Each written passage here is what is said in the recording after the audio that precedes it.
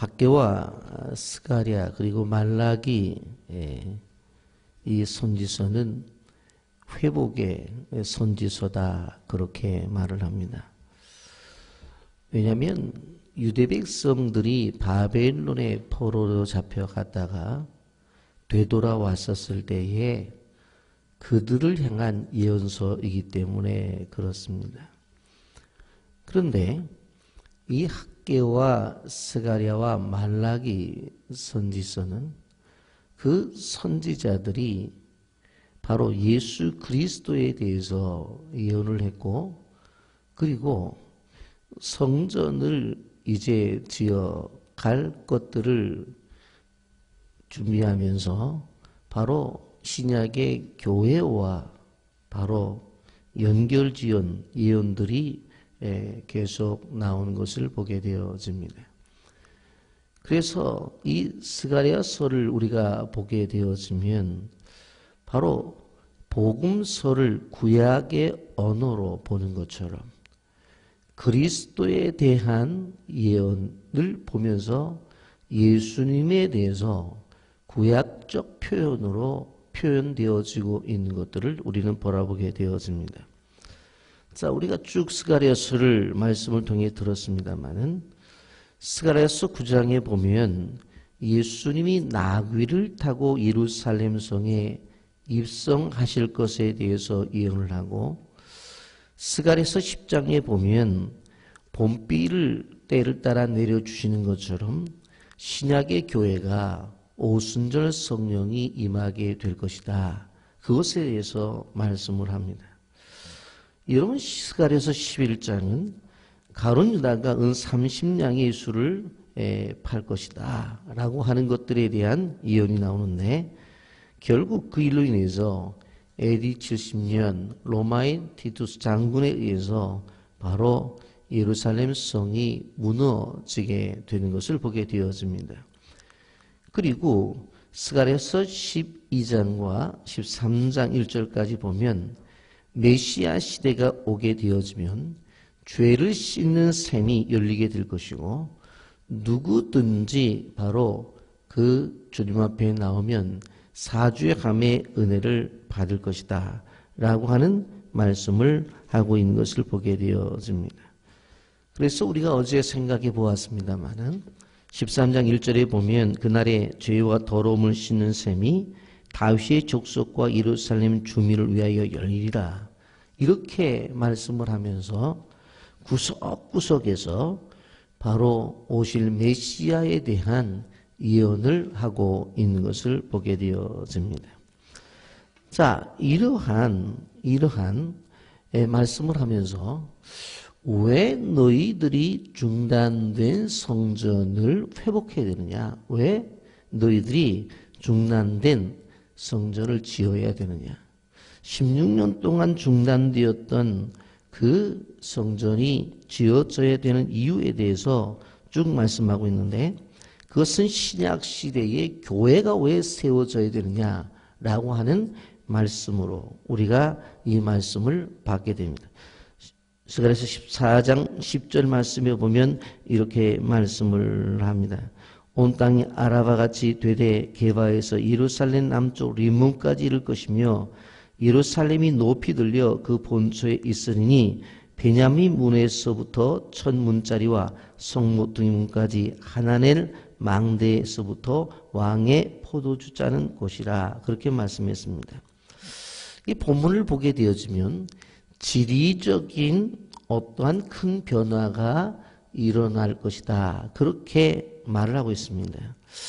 예루살렘이 우뚝 쏘게 될 것이다. 그리고 예루살렘 주변에 있는 모든 땅들은 낮아질 것이다 라고 그렇게 말하고 있습니다.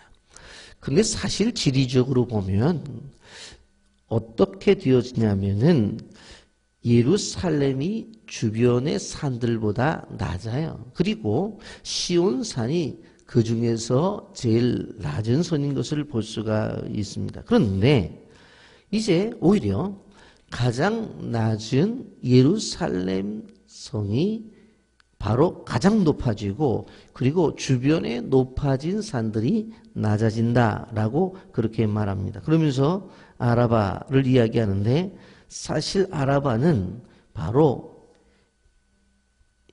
평지처럼 되어진다고 하는 것을 총칭하는 이야기를 우리는 볼 수가 있습니다. 여러분, 실질적으로 게바에서 예루살렘 남편 림몬까지 평지가 된다고 말을 했어요. 게바에서 예루살렘 남편 림몬은 예루살렘을 제외한 나머지 모든 땅들을 총칭하는 말인데, 그러니 예루살렘 주변에 있는 모든 나라들이 바로 낮아질 것이다, 그렇게 말씀합니다. 그런데 이러한 예언은 이사야도 똑같은 예언을 하고 있습니다.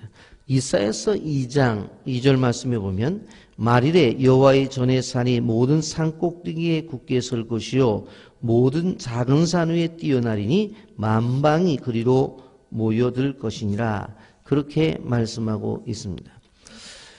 여호와의 전인 시온산이 말일이 되면 우뚝 솟을 것이다 라고 하는 바로 이야기를 이사야 선지자도 예언을 하고 있습니다. 여러분, 그렇다고 한다면 도대체 이 말씀이 어떤 말씀인가? 이것은 바로 지리적으로 지각적 변동을 통해서 예루살렘이 높아진다는 그런 의미는 아닙니다.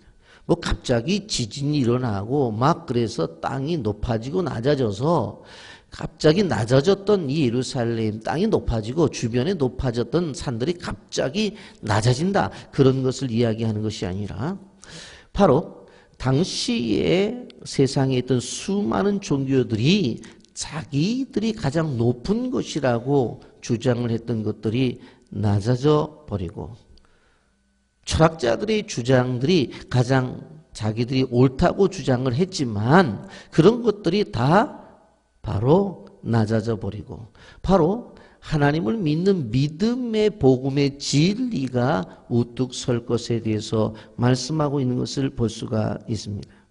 그래서 스가랴서 14장 11절 말씀에 보면 뭐라고 말씀해요?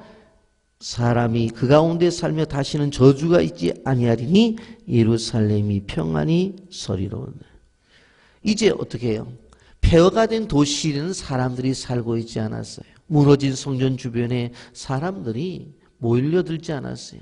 그런데 이제 하나님의 성전을 다시 지으니 그 땅이 저주가 아니라 그 땅에 평안이 있고 수많은 사람들이 사는 땅이 되어진다라고 말씀하고 있는 것을 바라볼 수가 있습니다. 여러분, 하나님의 성전이 지어졌을 때에 사람들이 그곳으로 몰려오게 되어지고 바로 그 터전은 진리의 터전이 되어서 그곳에 오는 사람들이 바로 저주를 받지 않고 바로 하나님의 보호하심 속에서 안전히 거할 것에 대해서 말씀하고 있는 것을 보게 되어집니다. 사도 바울은 이것을 신약의 표현으로 이렇게 말합니다. 로마서 8장 33절 35절에 누가 능히 하나님께서 택하신 자들을 고발하리요 의롭다 하신 이는 하나님이시니 누가 정죄하리요 죽으실 뿐만 아니라 다시 살아나신 이는 그리스도 예수시니 그는 하나님 우편에 계신 자요 우리를 위하여 간구하시는 자시니라. 누가 우리를 그리스도의 사랑에서 끊으리요 환난이나 곤고나 박해나 기근이나 적신이나 위험이나 칼이리라. 세상의 어떠한 세력들도 하나님을 믿는 믿음의 백성들을 해할 수 없고 그들이 모인 공동체를 무너뜨릴 수가 없고 그들이 모여서 예배를 드리는 하나님의 교회를 넘어뜨릴 수 없다라고 말하는 것을 볼 수가 있습니다. 그러게 이제 하나님의 백성들에게는 저주도 없고 송사할 자도 없고 바로 정죄할 자도 없으며 그리스도의 사랑에서 끌을 수 있는 세력은 아무도 없다. 그렇게 말씀하고 있는 것을 바라보게 되어집니다. 하나님의 백성들은 하나님의 통치를 받습니다.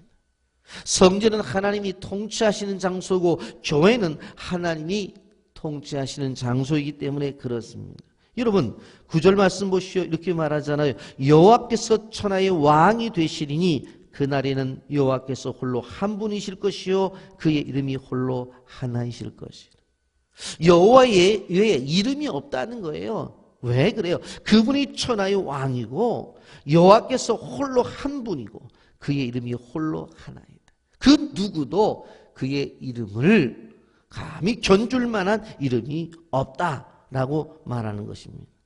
오직 이 땅 위에서 구원을 주실 유일하신 분이십니다. 이 외에 다른 신적인 존재는 없으며 바로 그 여호와 하나님과 필적할 만한 이름은 없다라고 말을 합니다. 여러분 분명코 베드로 사도가 사도행전 4장 12절에 이렇게 외치죠. 다른 이로서는 구원을 받을 수 없나니 천하 사람 중에 구원을 받을 만한 다른 이름을 우리에게 주신 일이 없습니다. 천하 어떠한 이름도 우리에게 구원을 얻을 만한 이름을 주신 것이 없다라고 그랬어요. 여러분 다른 종교를 믿는 것 나쁘게 사는 것보다 좋습니다. 그러나 어떠한 종교를 믿든지 간에 거기에는 구원이 없어요. 용서를 받고 하나님 나라에 들어갈 수 있는 길이 없다라고 하는 것입니다. 오직 유일한 것은 예수 그리스도를 믿음으로 말미암아 그분의 통치를 받고 하나님의 통치를 받는 사람들만이 하나님 나라의 주인공이 된다라고 말씀하고 있습니다. 여러분 이 주님을 믿는 믿음으로 하나님 나라의 주인공이 되기를 예수님의 이름으로 축복합니다. 또 이것을 믿는 사람들은 어떻게 되어진다고 그랬어요? 하나님의 축복을 받는데 하나님의 성전은 그곳으로부터 하나님의 축복이 흘러나온다고 말을 했어요. 여러분 스가랴 14장 8절 말씀을 보십시오. 그날의 생수가 예루살렘에서 솟아나서 절반은 동해로 절반은 서해로 흐를 것이다. 여름에도 겨울에도 그러하리라. 생수가 흘러나는데 어디에서 흘러나요? 예루살렘에서 흘러나요. 그런데 예루살렘에서 흘러난 생수가 반은 동쪽으로 반은 서쪽으로 흘러서 온 땅을 적셔요. 그런데 여름에도 그러하고 겨울에도 그러하리라. 시절을 쫓아 과실을 맺는다고 한 말씀처럼 절기와 상관없이 바로 하나님의 성전을 통해서 생수는 흘러난다고 그랬어요. 여러분 생수가 흐르게 되면 땅은 비옥한 땅이 되어지고 생수가 흘러지게 되어지면 그곳에 새싹이 돋아나고 나중에 그것들이 나중에 열매를 맺어 풍성한 땅이 되어진다라고 하는 것입니다. 생수의 근원이 어디라고요? 성전이라고 그랬어요. 생수의 근원이 어디라는 거예요? 교회라는 거예요. 16년 동안 중단되어져 있던 그들을 향해서 끊임없이 외치는 것은 무엇인가 하면 너희들이 성전 건축을 완성해야 된 이유는 그곳에서부터 하나님의 축복이 흐르기 때문에 진정 축복을 받기 위해서는 그것을 완성하라는 거예요. 여러분 에스겔 선지자도 동일한 예언을 하고 있습니다. 에스겔서 47장 1절부터 5절부터 보면 그가 나를 데리고 성전문에 이르시니 성전 앞면이 동쪽을 향하여 있는데 그 문지방 무트에서 물이 나와 동쪽으로 흐르다가 성전 오른쪽 제단 남쪽으로 흘러내리더라. 그가 또 나를 데리고 북문으로 나가서 바깥길로 꺾여 동쪽 향한 바깥문에 이르시기를 본즉 물이 그 오른쪽에 스면하더라. 그 사람이 손에 줄을 잡고 동쪽으로 나가며 천척을 측량한 후에 내가 그 물을 건너가게 하시니 물이 발목에 오르더니 다시 천척을 측량하고 내게 물을 건너게 하시니 물이 무릎에 오르고 다시 천척을 측량하고 내게 물을 건너게 하시니 물이 허리에 오르고 다시 천척을 측량하시니 물이 내가 건너지 못할 강이 된지라 그 물이 가득하여 헤엄칠 만한 물이요 사람이 능히 건너지 못할 강이다. 어디로부터? 성전으로부터. 성전 강단으로부터. 에스겔 선지자는 이 말씀을 전하고 있는 이 강단으로부터 생수가 흘러서 온 땅을 적시게 되어지는데 처음에는 발목, 나중에는 무릎으로 허리로, 나중에는 은혜의 강물이 되어서 헤엄을 칠 것을 말씀하고 있습니다. 여러분 이런 교회 되기를 예수님의 이름으로 축복합니다. 요엘 선지자 보십시오. 요엘서 3장 18절 이렇게 말씀합니다. 그날에 산들이 단 포도주를 떨어뜨릴 것이요 작은 산들이 젖을 흘릴 것이며 유다의 모든 시내가 물을 흘릴 것이며 여호와의 성전에서 샘이 흘러나와 시딤 골짜기에 대리. 바로 생수는 어디에서 흘러나오는 거예요? 성전에서부터 흘러나오는 거예요. 스가랴 선지자는 예루살렘이 생수의 근원이 된다고 말을 했고, 에스겔과 요엘 선지자는 성전이 생수의 근원이라고 말을 했어요. 이것을 신약시대에 말하면 교회에서부터 생수가 흘러 넘쳐난다고 그렇게 말씀했습니다. 이 생수의 절반은 동해로 흐르고 이 생수의 절반은 서해로 흐른다고 했어요. 그러므로 우리가 기억해야 될 것은 무엇인가 하면 성전에서 흘러나오는 이 생수는 팔레스틴 땅만 흐르는 것이 아니라 동서사방 온 세계에 흘러 넘칠 것을 이야기하면서 이미 구약시대에 유대인들에게 뿐만 아니라 온 땅 위에 복음이 증거될 것에 대한 선교 비전을 주고 있다고 하는 것을 우리는 기억해야 되는 것입니다.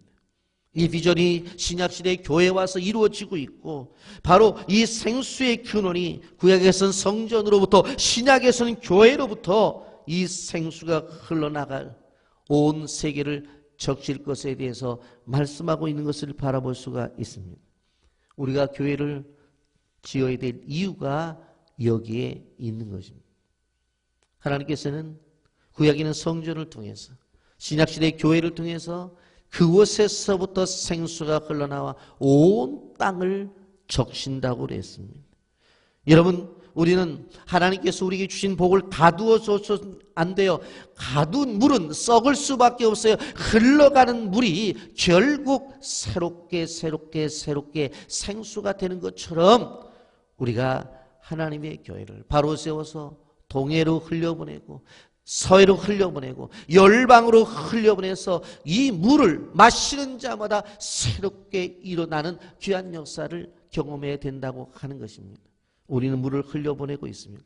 바두이 종족을 향해서, 순다 종족을 향해서, 그럼 종족을 향해서, 브라우 종족을 향해서, 불란 종족을 향해서 끊임없이 바로 이 대한민국 인천 이 만수동에 있는 빛의 교회를 통해서 흘러나가게 될 때 지금도 그곳에서 새롭게 영혼들이 하나님의 은혜 속에서 일어나고 있는 모습들을 우리는 보고 있는 것입니다.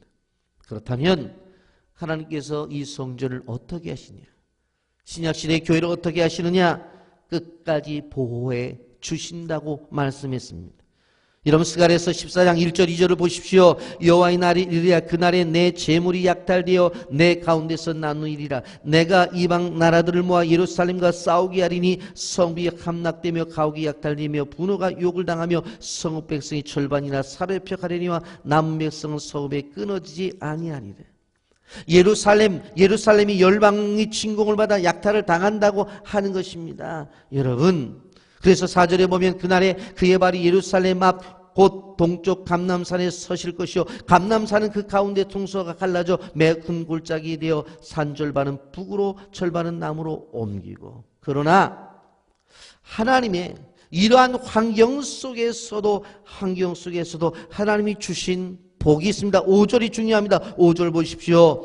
그 산 골짜기는 아셀까지 이를지라. 너희가 그 산골짜기로 도망하되 유다왕 오시아 때의 지진을 피하여 도망한 것 같이 하리라. 나의 하나님 여호와께서 임하실 것이요 모든 거룩한 자들이 주와 함께 하리라. 세상이 이렇게 난리가 나요. 전쟁이 이루어졌어요. 약탈을 당해 되어요. 나누어져요. 빼앗겨요. 사람들이 죽임을 당해요. 그런데 하나님의 백성들은 어디로 가는 것이에요? 오늘 5절 말씀에 보게 되어지면 아셀까지 이르리라. 여러분, 아셀은 지리적인 위치가 아니라 고요함을 주시는, 평안함을 주는 안전한 장소라고 하는 의미를 가지고 있습니다. 온 땅이 핍박을 당해도 하나님의 백성들은 피할 길을 주신다는 거예요. 그 땅이 어디에 아셀이라고 말씀하고 있어요. 그곳에 가게 되어지면 어떻게 한다고 그랬어요? 하나님 여호와께서 임하시고 모든 주의 거룩한 자들이 주님에 함께 있으면서 그곳에서 하나님이신 은혜를 누린다고 말씀하고 있어요. 세상은 아무리 난리를 쳐도 하나님의 성전은 하나님이 보호하시는 장소가 된다는 말씀입니다. 세상 나라가 아무리 난리를 친다 할지라도 하나님의 교회는 굳건히 마지막까지 하나님의 나라를 세우기 위해서 바로 세워진다고 하는 말입니다.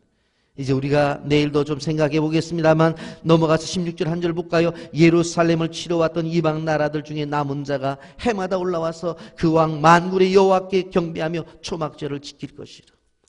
얼마 전까지는 예루살렘을 치었던 사람들인데 그곳에 와서 무엇을 보는 거예요? 하나님을 발견하는 거예요. 그래서 그들도 개종을 하고 하나님 앞에 와서 초막절을 지키는 예배자가 된다고 성경은 말씀하고 있는 것을 바라볼 수가 있습니다. 여러분, 이제 말씀을 정리하면서 여러분들에게 말씀을 드립니다. 세상의 나라가 아무리 어렵고 힘들더라도 하나님 우리에게 주신 약속의 말씀이 있습니다. 교회는 초대교회로부터 시작해서 끝까지 핍박을 당해왔습니다. 고린도서 4장 8절 9절 우리가 사방으로 우겨쌈을 당하여도 쌓이지 아니하며 답답한 일을 당하여도 낙심하지 아니하며 박해를 받아도 버림받지 아니하며 거꾸로 트림을 당하여도 망하지 아니하. 제가 어느 날 현장 일꾼들로부터 전화를 받고 정말 상스러운 욕을 들으면서 너무너무 힘들었어요. 이렇게까지 해서 교회를 지어야 될 건가? 내가 뭐 잘못한 게 뭐가 있어? 하나님 앞에 단지 교회 짓다가 어려움 당하는데. 그런데 하나님이 저한테 주신 말씀이 딱 이 말씀이었어요. 그래서 다시 성경을 펴고 그리고 고린도후서 4장 8절 9절을 제가 읽었어요. 그리고는 워드를 해서 다시 제 컴퓨터 앞에 붙여놨어요. 그러면서 제가 읽었어요. 맞다. 우리가 사방으로 우겨 쌓임을 당하여도 쌓이지 아니하고 답답한 일을 당하여도 낙심하지 아니하며 박해를 받아도 버림받지 아니하며 거꾸로 트림을 당해도 망하지 않는다. 이게 하나님이 우리에게 주신 거다. 다시 일어서자. 하나님이 말씀을 통해서 위로를 주시고 나를 다시 일어나게 해 주신 말씀이 고린도후서 4장 8절 9절입니다.